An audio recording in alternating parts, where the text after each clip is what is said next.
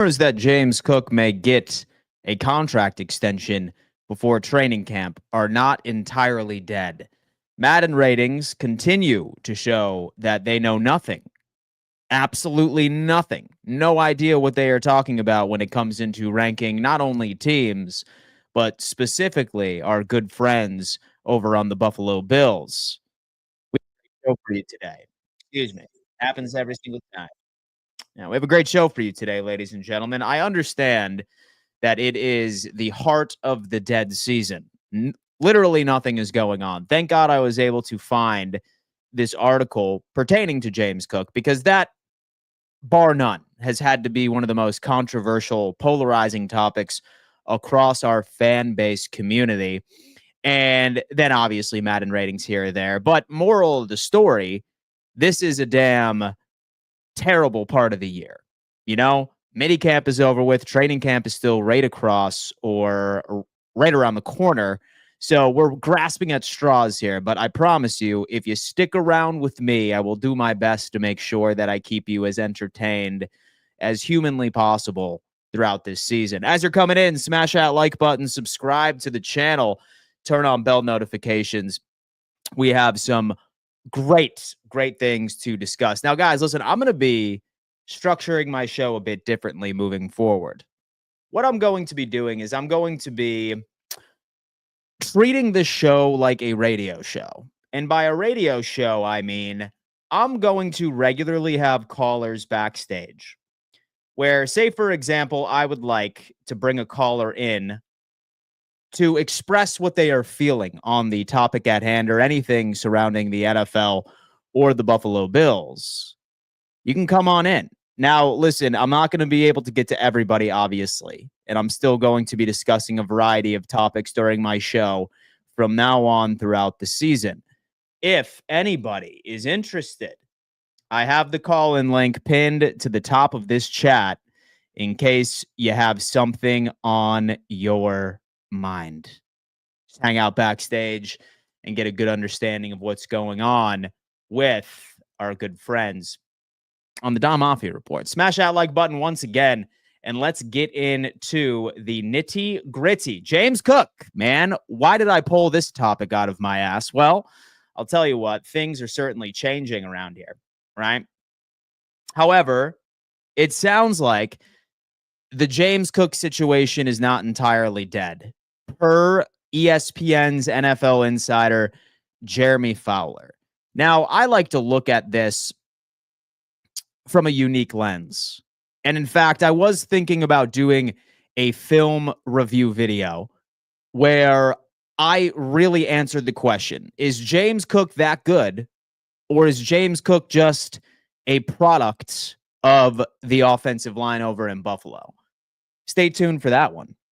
Indeed. But I think the fan base, specifically within Buffalo, made this a bit more of a thing than it was.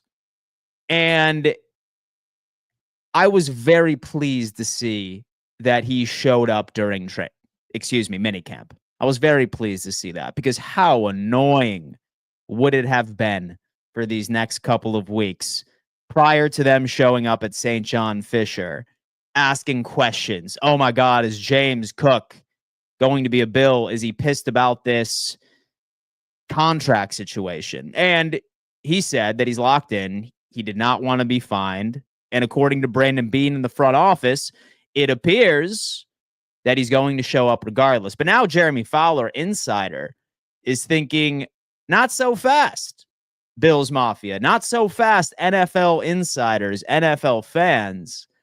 A contract for James Cook may be around the corner. He said, quote unquote, the other day, I still think the door is open. That's one I haven't checked on today necessarily. But last I checked, there wasn't a lot of progress, but there was still some optimism in the big picture that maybe they could figure something out. And they have 4 or 5 weeks to do it. However, it is, whatever it is, before training camp, and then you still have a camp that doesn't have to be the deadline. And he is absolutely correct. We look at player that sometimes get contracts after the second or third preseason game. And it's not completely out of the picture, folks. There's been so many times where we have looked at our cap situation in Buffalo. So many times. And we thought there was no way that Brandon Beane would be able to figure out how the Buffalo Bills could bring a player back financially. And somehow he does. And in case any of you are wondering, and granted, I think this is as accurate as humanly possible.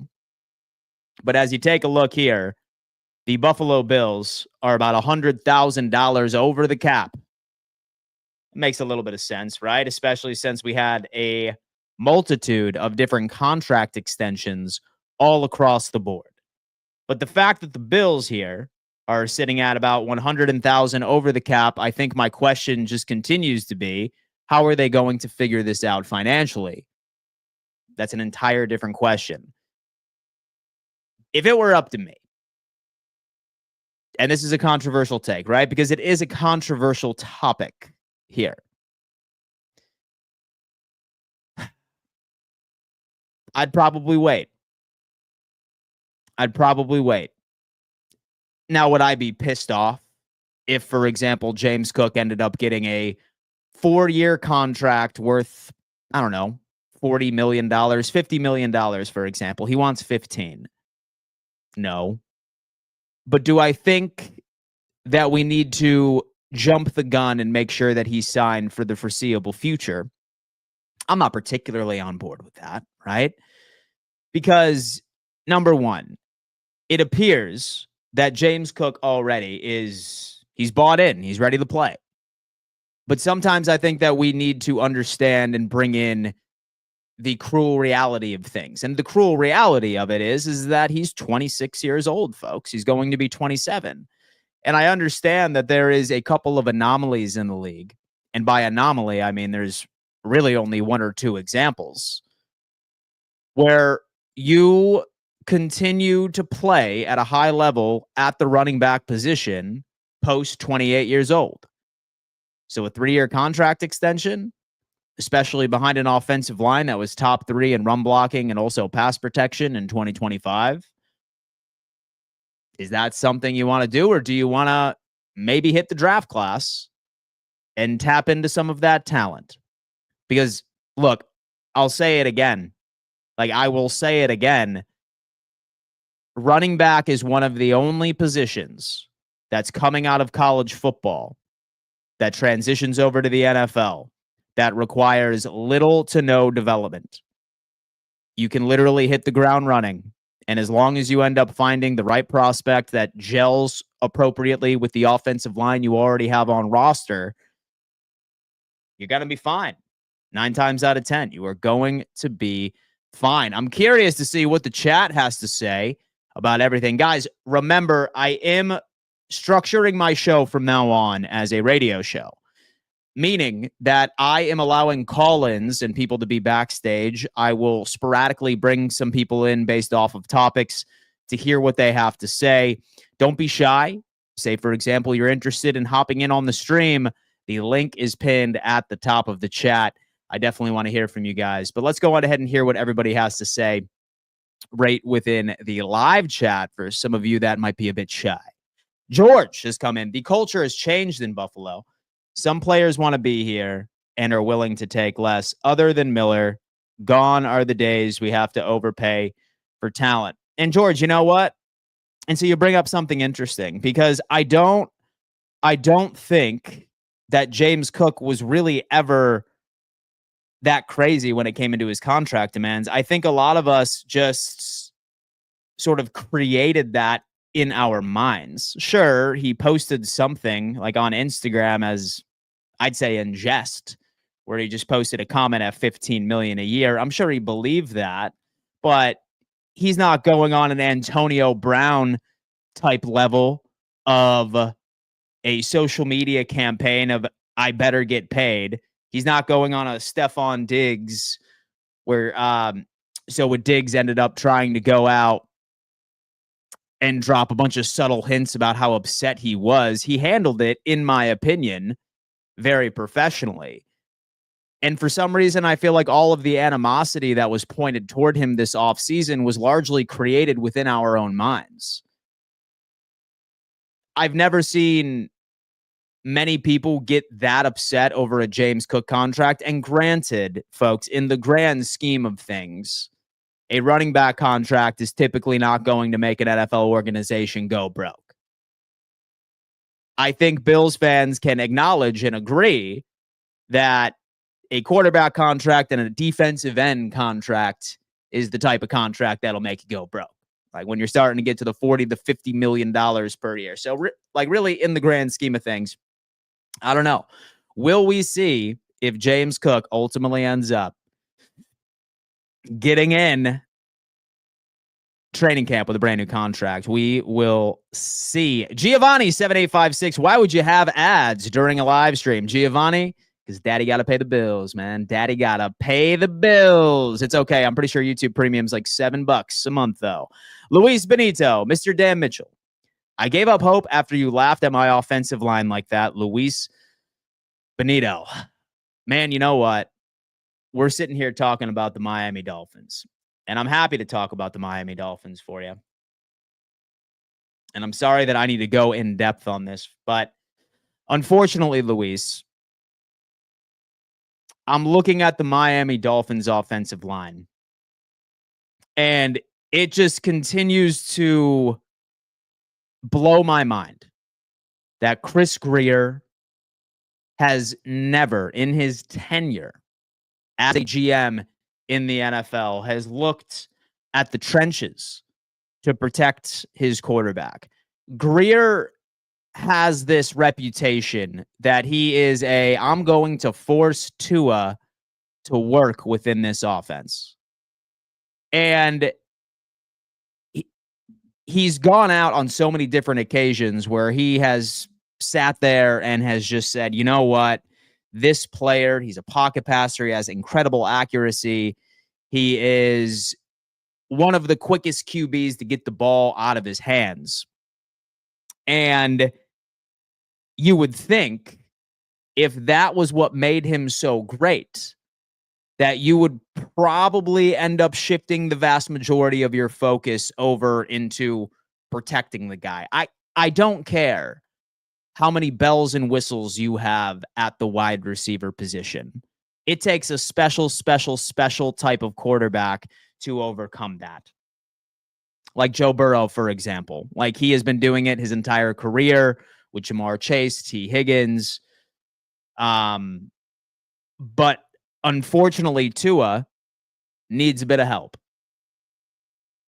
And it just continuously blows my mind that he has no intention of addressing that. I think that Dolphins O-line is going to be historically bad. Historically bad. But we will see. It's going to take a little bit of time to understand. Brendan Hogan has come in from X. What's going on, Brendan? What do you think of the idea? Building around a window, a.k.a. that window being Josh's prime, and how do these signings of Palmer, Moore, rookie wide receivers play into the idea of trust for a couple more years to come? Obviously, it would be nice to have one Super Bowl, but multiple Super Bowls within a window like this is possible given our quarterback. Well, first off, Brendan, that is an incredible question. I hope that you were enjoying your Monday, June 30th. But I got to tell you, Brendan, as far as Josh Allen's window, I think that it's longer than people want to give him credit for. He's 29 years old. While I do see there being certain parts of his game right in a regression window, if you will, I still think that he is going to be able to play at a very high level until he gets to his upper 30s. Say that I were to give an educated guess, I think Josh Allen is going to play for this team and the league for another 10 years. Now, do I think it's going to be the same type of Josh Allen? No. And you know what? I look at his stats, particularly in the box score, in the rushing side of things, where you're starting to slowly but surely notice a downtick in rushing attempts, rushing yards, rushing touchdowns year after year. but that's completely fine. Right now, we are in a perfect little window where we can save quite a bit of money at the salary cap because Josh Allen is so much of a dual threat. He's such a game breaker. But once he starts to get to 32, 33, and we are not willing to risk Josh Allen to go out there, scramble for 15, 20 yards or tush push here and there, that's when you have to start investing in quality wide receivers, a quality running back.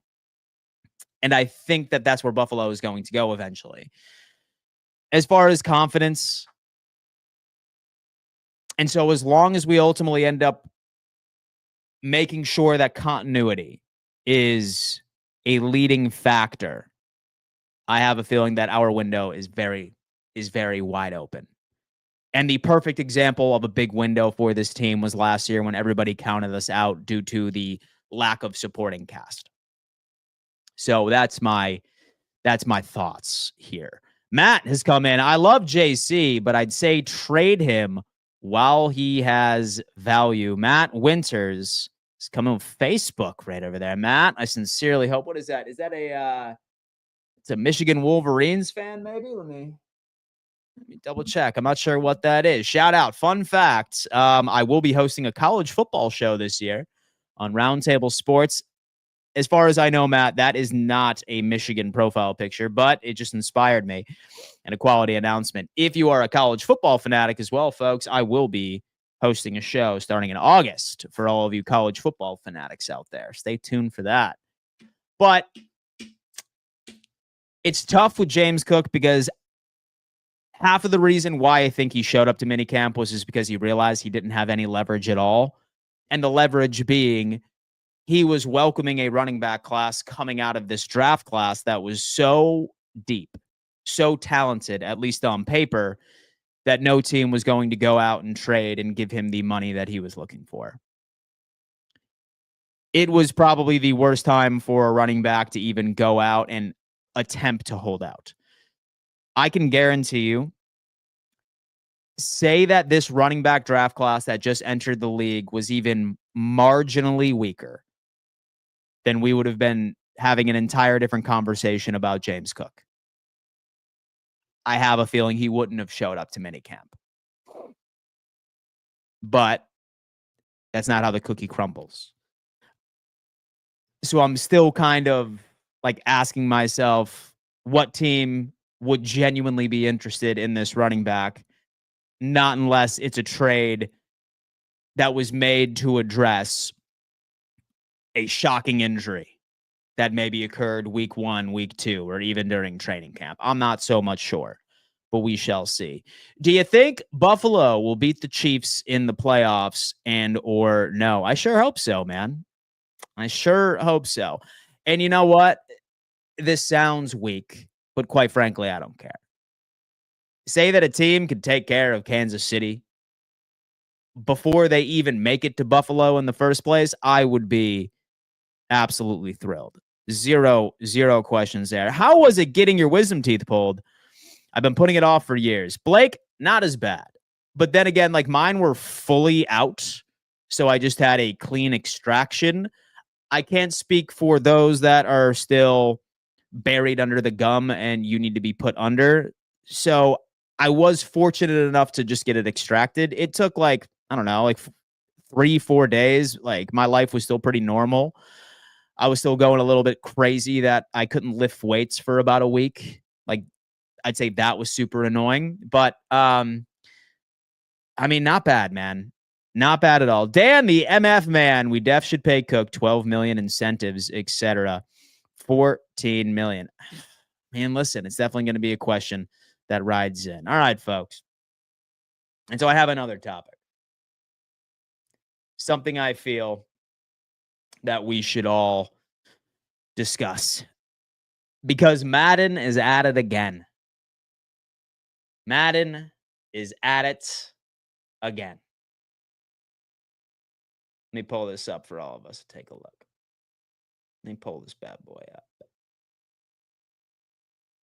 Now, I didn't have an opportunity of being able to look over the Madden ratings this past week because I was very busy in some film review. We have a lot of things going behind the scenes at Roundtable Sports, right? But then I saw this monstrosity, and these are the current Madden ratings in Madden 26.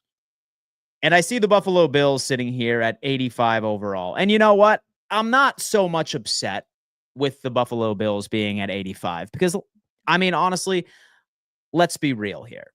The best player we have by and large on this team is Josh Allen. And if I remember correctly, I want to say that he is a 98. And the next best player, according to Madden, would be Dion Dawkins, who I think is I'd say right around 88.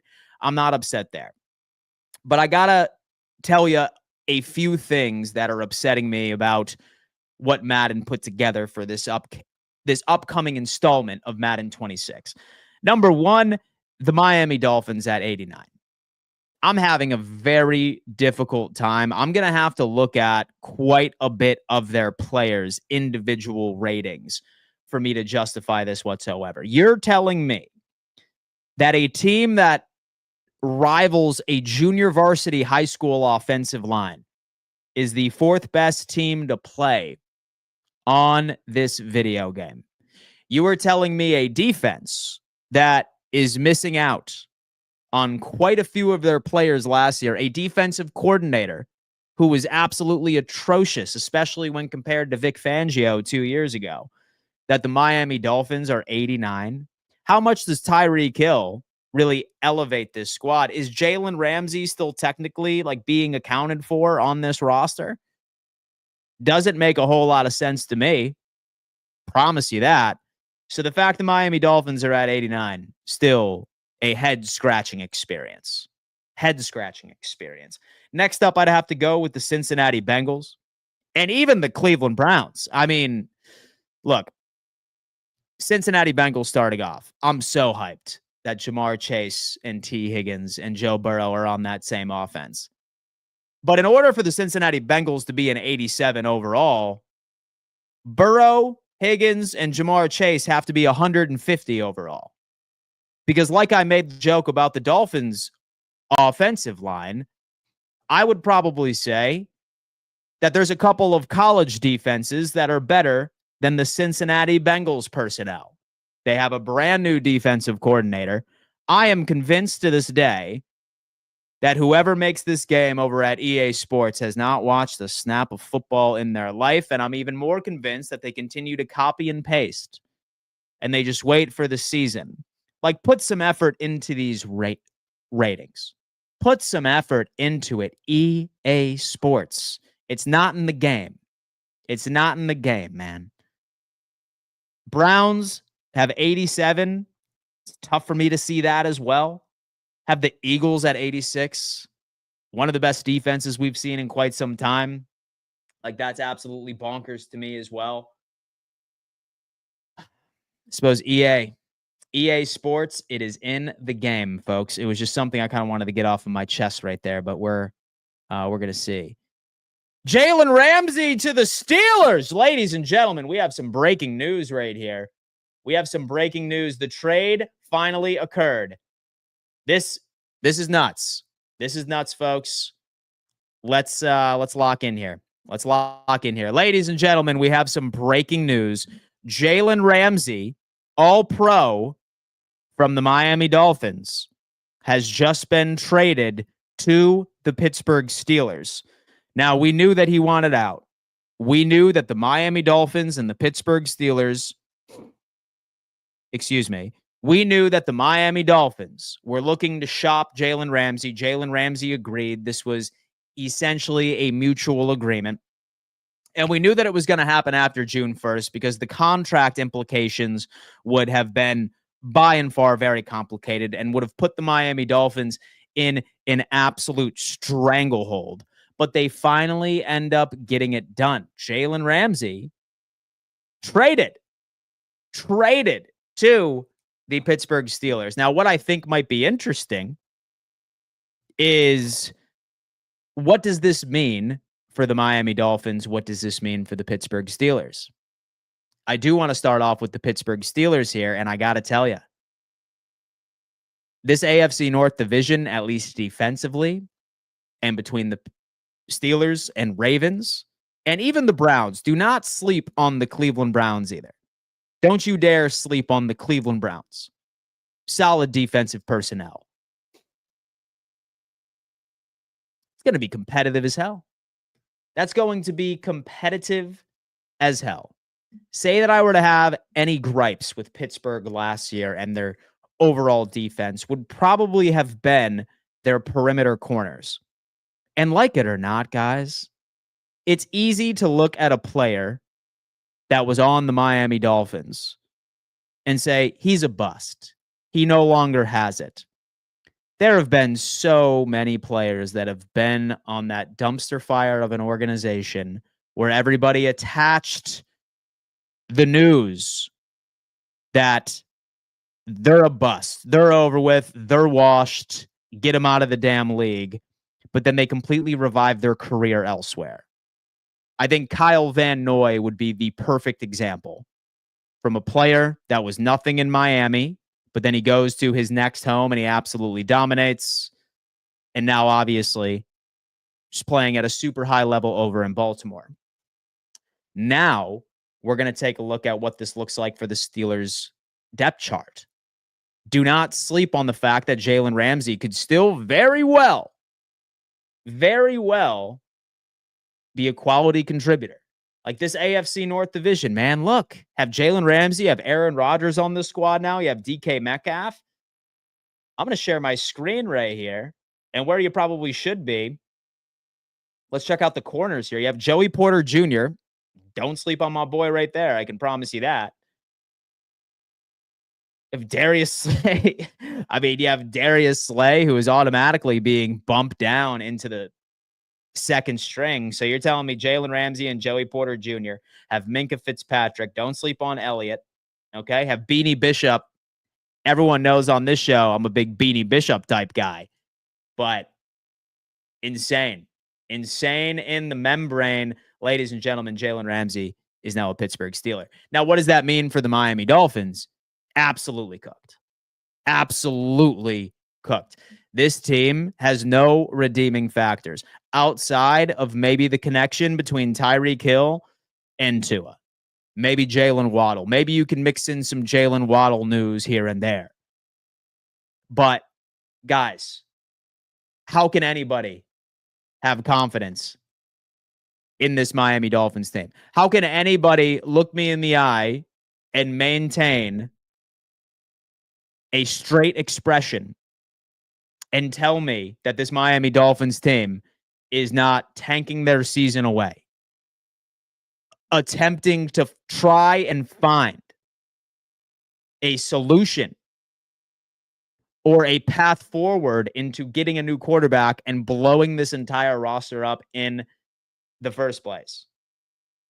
Yeah, Ramsey's gone, man. Now it's like, so who is there? Storm Duck. Storm Duck is now their best corner on the perimeter on this squad. Next up, you have Jason Marshall Jr. You have Cam Smith. Okay. Isaiah Johnson, Ethan Bonner, Ryan Cooper Jr., have Ethan Robinson. Have y'all ever played Madden before where like you played a franchise and it went 20 years down the road and the computer just starts making up names? That is the secondary over in Miami, ladies and gentlemen. They quite literally do not have a redeeming factor on this team. The Miami Dolphins are tanking. The Miami Dolphins are tanking, and Tyreek Hill will be traded before the deadline. Mike McDaniel will be fired halfway through the season. I looked at the Miami Dolphins schedule right at the beginning, and I said, you know what? This happens each and every single year where they have a bunch of very easy matchups, and then things start to get difficult in November and December. But now I'm not so sure. This is going to be a historically bad Dolphins team. You heard it here first. Steeler Lee is coming. What's up, Dan? It is a great day. Steeler Lee, I got to tell you, man. Look, don't believe anybody on social media telling you that he is washed. There have been so many examples of a player that was cursed to be on the depth chart of the Miami Dolphins defense that once they got away from that terrible organization, they revived their career. Look no further than Kyle Van Noy from when he was on the Miami Dolphins. And then just a couple of years later, he's dominating and being one of the best players at his position for Baltimore. Steelers have a damn offense. Excuse me, defense. Steelers got a damn defense, ladies and gentlemen. Folks, the call-in link is pinned at the top of this chat if any of you would like to call in and tell me your thoughts on just about anything. What did they give up? That's a great question. I feel like we should take a look a little bit of what this overall contract's. Okay, here you go, folks.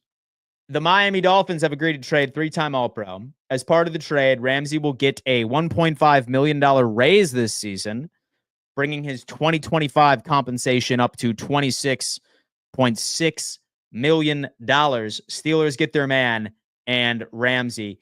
Josh Allen taking the field, seeing a Dolphins, Cam Smith, Storm Duck, and Cater Kohu. It's wild to me. It is wild to me. As we bring in our first caller, DTN. What up, man? How you doing? Doing good, Dan. Long time no see.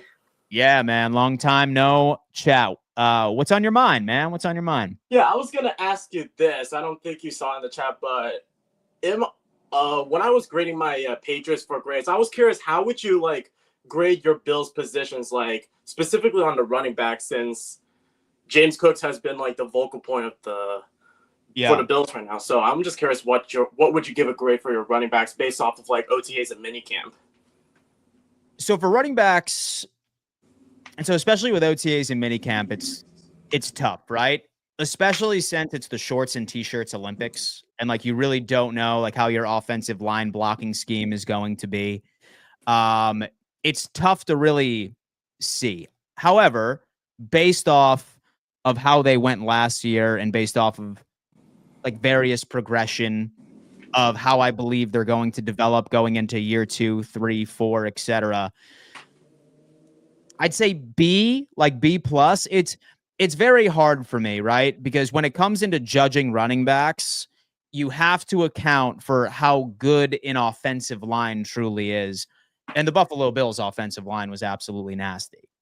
I don't think that Ty Johnson was some slept-on running back that no one knew existed, but then he went out there and became one of the best RB3s in the NFL. And I also don't think that Ray Davis year 2, right? Or, excuse me, year 1, would have had some of those crazy advanced analytics. I think a lot of it has to do with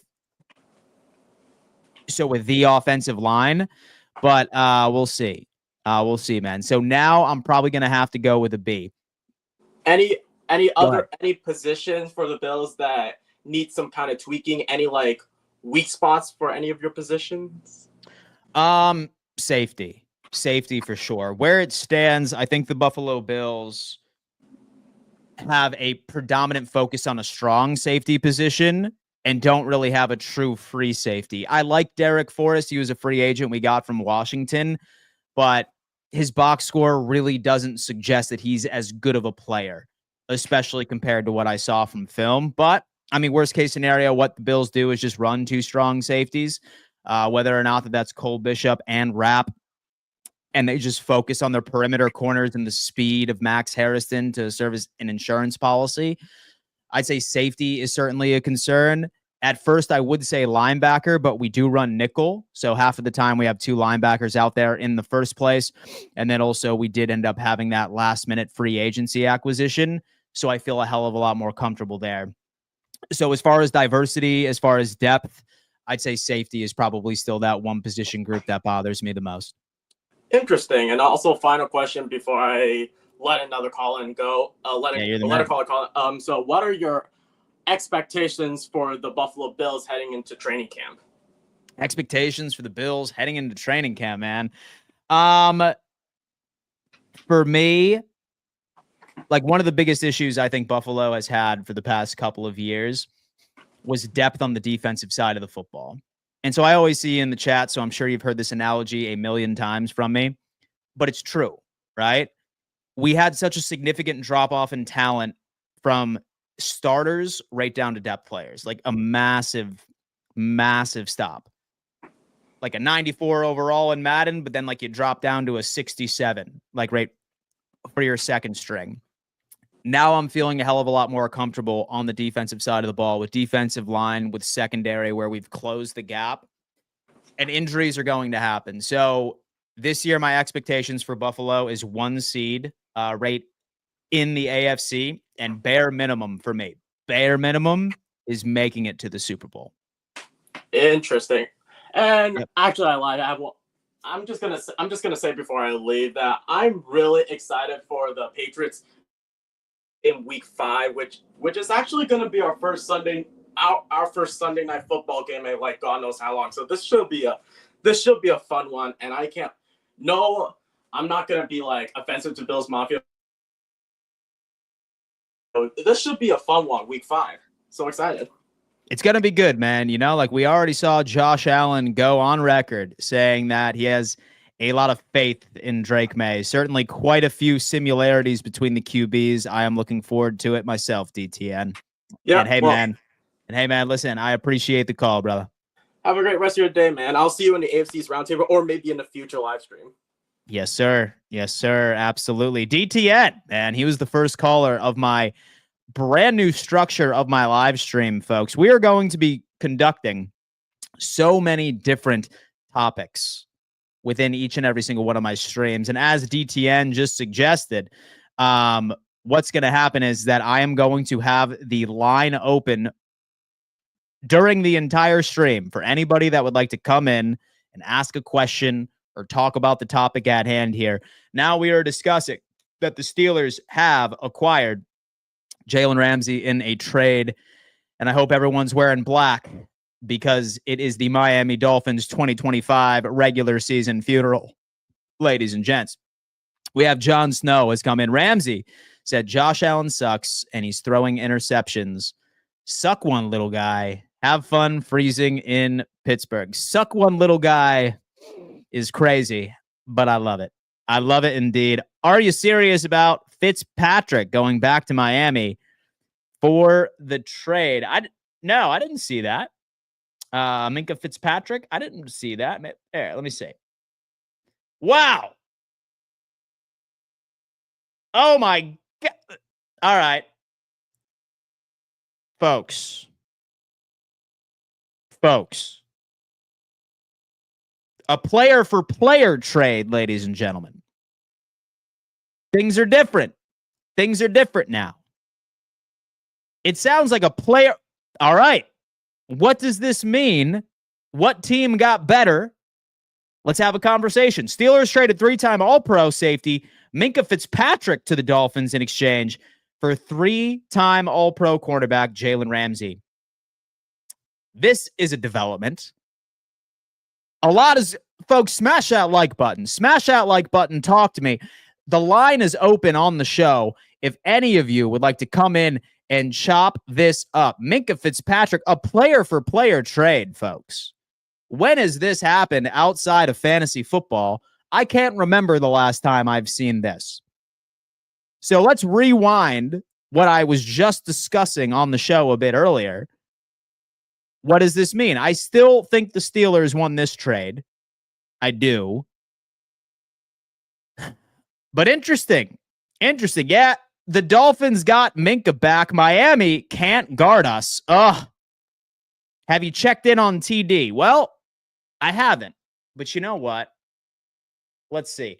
I feel like this should be a time where TD Finstock should be live. In fact, I certainly hope that there he is. Look at this.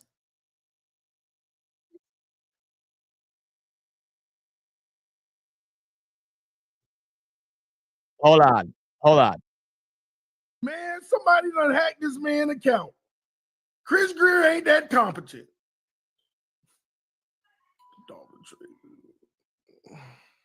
Look at that, folks. TD Finstock.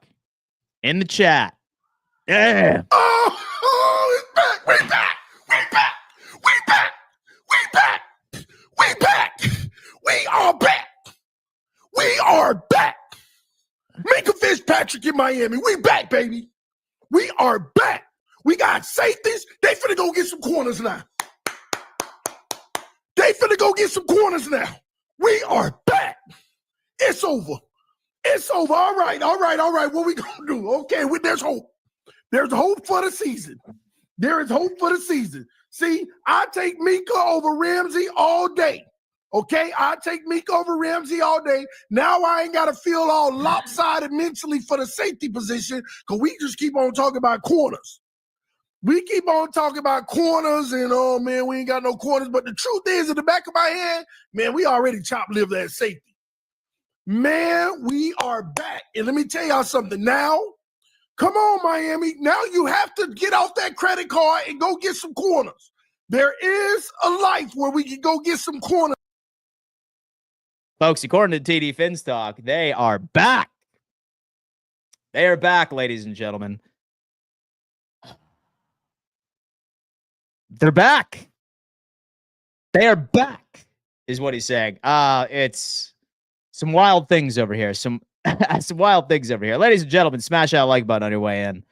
Smash that like button on your way in. Again, I have the call line open if any of you would like to come in and discuss the topic at hand. The breaking news here is that Jaylen Ramsay was traded to the Pittsburgh Steelers in a rare player-for-player trade.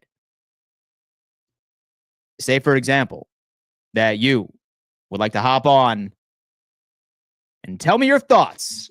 The call-in link is pinned at the top of the chat. TD is very delusional, but his hype is warranted here. Finns won this. I think I'd have to agree with you. I think that they would. Dan, thank you, Dan. I needed a good laugh on this beautiful Monday. TD cracks me up. He used to glaze Ramsay. Now he's gone, and they better all of a sudden. Right? Minka Fitzpatrick changed nothing, in my opinion. Fitzpatrick has been more of a name than game for years. Coleman will be out muscling him for a long TD like Davis did a few years ago. Jonnu Smith to the Steelers. Hold on. Excuse me.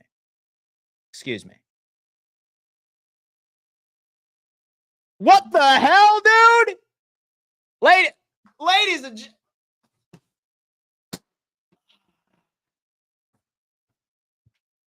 dude, I picked a great day to stream. You know what I'm saying? So let's. All right, listen. Let's understand this. Let's understand all of this real fast. This is bro. Adam Schefter is giving us a 3-part series. The Steelers and the Dolphins just released a 3-part mini special on Netflix with this trade. First off, Jaylen Ramsay. Then it came out that Minka Fitzpatrick was also the dude. And then you go Jonnu Smith. The Dolphins, part 2. Dolphins are trading tight end Jonnu Smith to the Steelers for a late-round pick swap. Smith will get a 1-year contract worth $12 million. It was literally a 3-part Netflix special. How? All right, look. I don't blame Schefter, ESPN, or NFL Network. It's the slow season. So might as well just slowly leak, right? This is all right. So, all right. Who won the trade? So the Steelers received Jaylen Ramsay and Jonnu.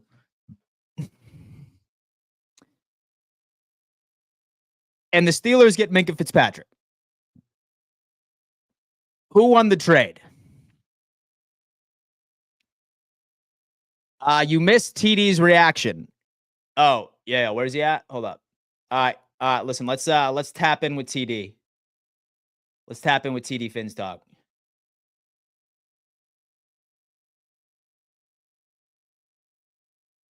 Oh, Jonnu is gone. No. So Ramsay gone. That's like a -5 out of 10 on the team. You add Minka, you erase that -5, and you go +7. Then you lose Jonnu. Come on, bro. You at about +4.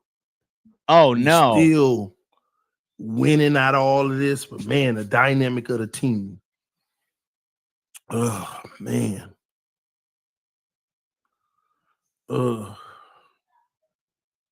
He's at a crossroads, ladies and gentlemen. He doesn't know what he's thinking. A lot going on in my brain.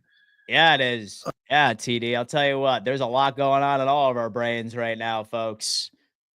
That's how it is. -5, TD. -5. All right, as Buffalo Mafia is coming. Yeah, Miami got worse on offense, but getting Minka is better than Ramsay.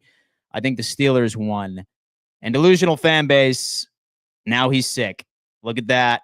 Look at that. Folks, that's going to have to do it for another edition of Don Mafia Live. I want to remind everybody, all right, listen.